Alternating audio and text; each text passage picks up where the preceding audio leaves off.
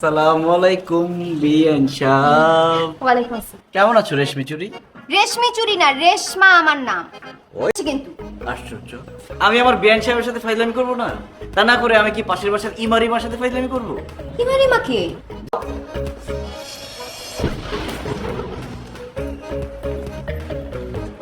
Corner গোল out. বোন কেন যে অন্যের হাতে তুলে দিচ্ছে আমি বুঝতেই পারলাম না। ভাবি তো আপনার আপন বোন না, আপন বোন হলে অন্য কারো হাতে তুলে দিত।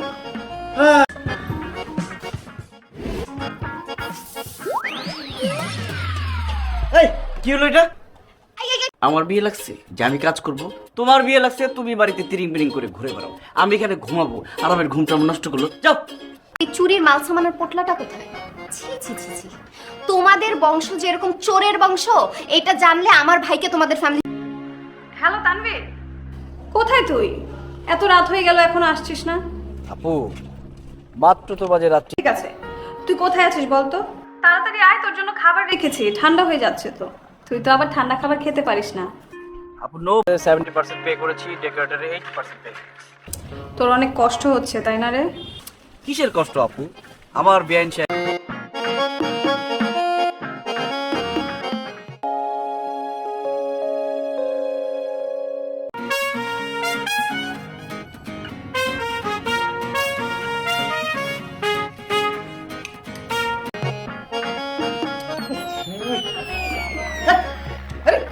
কি আছে?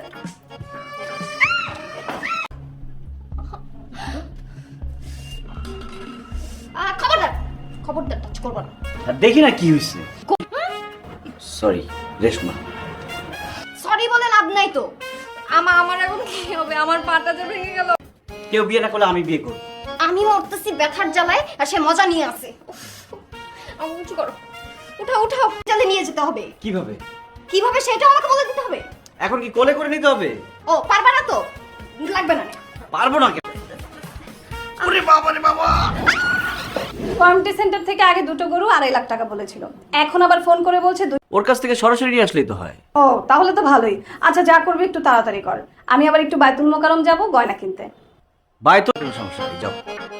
আচ্ছা বিয়ান সাহেব কই? ও তো একটু ওর রুমে শুয়ে আছে। শুয়ে আছে কেন? তা তো জানি না। আচ্ছা এখন এসব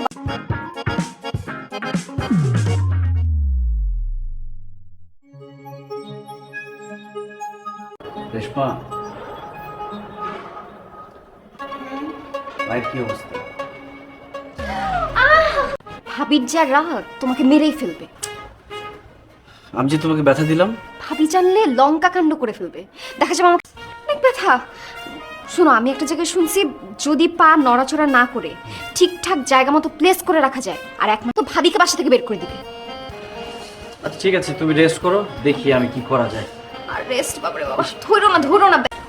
ও মা, এই যে ডাক্তার নিয়ে এসেছি, দেখ তো। ডাক্তার।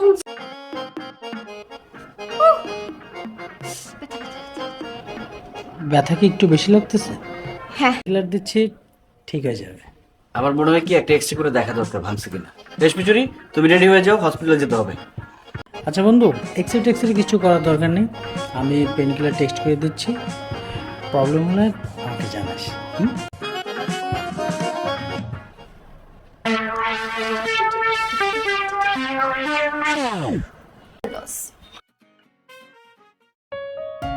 তোমার রাগ হচ্ছে না? এতক্ষণ ধরে টেনশনে রাখ।